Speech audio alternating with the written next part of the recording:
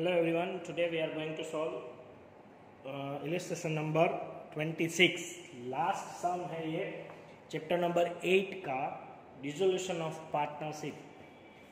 हमने memorandum balance sheet बनाना सीख ली थी, उसी टाइप का एक सम है। रियलाइजेशन कैपिटल और कैश तो बनाना ही है, लेकिन उससे पहले हम बैलेंस शीट जो मेमोरेंडम बनाते थे वो बनाएंगे और कैपिटल अकाउंट भी है इसमें, तो कैपिटल अकाउंट भी बनाएंगे लास्ट ईयर का। ए और B, A and B were partners from 1st April 2018 with capitals of 60,000 and 40,000 respectively. They said profit in the ratio of 3:2. They carried on business for 2 years. In the first year ended 31st March 2019, they earned profit of 50,000, but in the second year ended 31st March 2020, a loss of 20,000 was incurred. As the business was no longer profitable, they dissolved the firm on 31st March 2020. Okay, हमें capital दी गई है 2018 की, 1st April 2018 की, और हमें dissolution process करनी है 31st March 2020। इसीलिए हमें कैपिटल अकाउंट बना के 2020 की कैपिटल फाइंड करनी पड़ेगी। तो 2 साल पुरानी बैलेंस दी गई है, तो हमें 2 साल का कैपिटल अकाउंट बनाना पड़ेगा। Creditors on that day were 20,000, partners withdraw for the personal use 8,000 per year. दोनों साल में दोनों पार्टनर 8,000 ड्रॉइंग्स कर रहे हैं। The assets were realised 1 lakh, the expense of realisation were 3,000। Okay, तो पहले हम कैपिटल अकाउंट बनाते हैं, क्योंकि हमें कैपिटल फाइंड करनी है।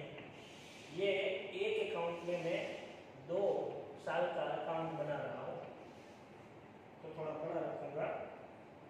ए और बी 2 पार्टनर है।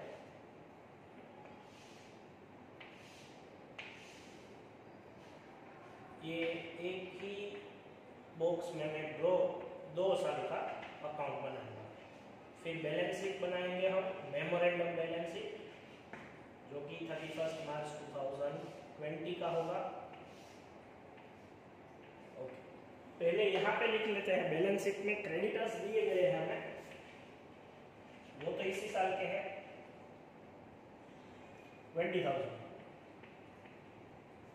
तो ये एक ही बैलेंस दी गई है, बाकी असेट्स रियलाइज्ड 1 लाख, लेकिन असेट्स की बैलेंस नहीं दी, हम गैप से निकाल लेंगे, एक्सपेंस बैलेंस शीट में आता नहीं है। ओके, तो हमें जो पहले बैलेंस दी गई थी ए और बी, तो ये हम बना रहे हैं 2019 का, 31st मार्च 2019 का, बाय बैलेंस 60,000 एंड 40,000। और उस साल 31st मार्च 2019 को हमें प्रॉफिट हुआ था 50,000, और हमें यहाँ पे P&L रेशियो नहीं दिया गया है, इसलिए हम प्रॉफिट कैपिटल्स ऑफ दिया गया है 3:2, तो हम प्रॉफिट 3:2 में डिस्ट्रीब्यूट करेंगे। 50,000 को बाय P&L अप्रोच 30,000 और 20,000 आएगा, 3:2 में डिस्ट्रीब्यूट करेंगे इसलिए। और दोनों पार्टनर ड्राइंग्स कर रहे हैं, तो 2 ड्राइंग्स, या फिर कैसे लिख सकते हैं यहाँ पे 8,000 पर ईयर। अब यहाँ से हम इसकी बैलेंस फाइंड कर लेंगे, क्योंकि हमें नीचे दूसरा भी अकाउंट बनाना है 2020 का। 90,000 और 60,000 ये टोटल है। 90,000, 60,000। अब इसमें से ये माइनस कर दो, तो यहाँ पे आएंगे 82,000 और यहाँ पे आएंगे 50,000। ये जो है वो 19 की बैलेंस हो गई, 2 बैलेंस। अब 20 की वो ओपनिंग बैलेंस हो गई, बाय बैलेंस हम यहाँ पे कैरी फॉरवर्ड करेंगे 82,000 और 52,000। ओके, जो 19 के क्लोजिंग बैलेंस है वो 20 में ओपनिंग बैलेंस हो जाएंगी। तो अब ये इस साल हमें लॉस हुआ है, P&L अप्रोच 20,000 का लॉस है, लोअर सम 3 2 में डिस्ट्रीब्यूट करेंगे 12,000 और 8,000। ड्राइंग्स तो हर साल कर रहे हैं, तो ड्राइंग्स भी लिखेंगे 8,000 दोनों पार्टनर में। ओके, और कोई एंट्री नहीं है तो हम इस साल का अकाउंट क्लोज कर देते हैं 82,000 और 50।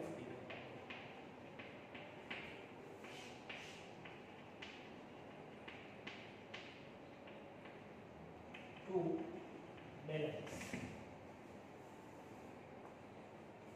अब बैलेंस आएगी 62,000 और 36,000। ये हमारी 31 मार्च 2020 की बैलेंस है, तो हम उस बैलेंस शीट में लिख देंगे। ये जो हमने बैलेंस शीट मेमोरेंडम बनाई है उसमें कैपिटल ए और बी 62,000 36,000 दोनों का टोटल 98।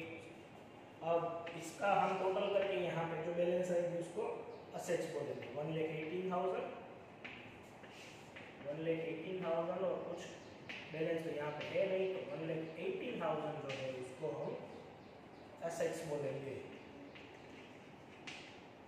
ओके, क्रेडिटर्स दिए गए हैं, असेट्स दी गई है, दो ही बैलेंस है, हमें उससे रियलाइजेशन क्लोज करना है। रियलाइजेशन कैपिटल और कैश जो बनाते थे हम वही बनाना है, रियलाइजेशन अकाउंट। असेट सेलिंग की इंस्ट्रक्शन भी दी गई है हमें, लायबिलिटी नहीं दी गई, लेकिन वो हम पे तो करेंगे ही।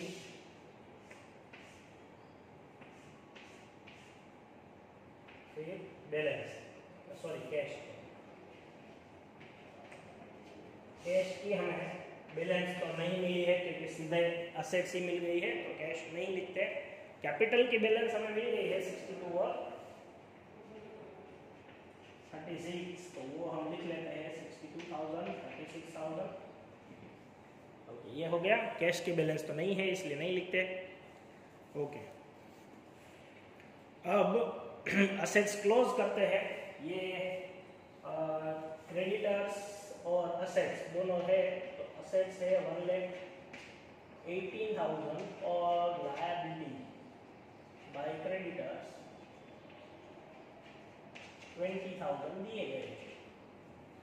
ओके, असेट्स क्लोजिंग एंट्री हो गई, और एक एंट्री हमें दी गई है कि जो असेट्स है वो सेल हो रही है 1 लाख में, तो हम असेट सेल की एंट्री कहाँ करेंगे? रियलाइजेशन में, credit side by cash 1 lakh, cash में और debit side to realisation 1 lakh. फिर एक्सपेंस 3,000 पे कर दिया है, तो वो एक्सपेंस पे कर देंगे रियलाइजेशन में डेबिट साइड टू कैश 3,000, और यहाँ पे बाय रियलाइजेशन 3,000।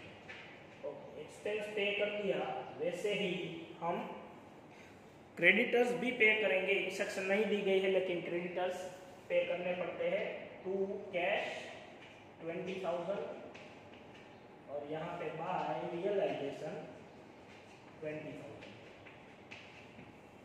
ओके, सारी एंट्री होने के बाद हम रियलाइजेशन क्लोज करेंगे। यहाँ का टोटल 1,41,000 आ रहा है, और इसको हम 1,41,000 में से ये माइनस करके 1,20,000 माइनस करके हम 3 2 में डिस्ट्रीब्यूट करेंगे बाय लॉस। ये लॉस ही है, ए और बी 12,600 और 8,400।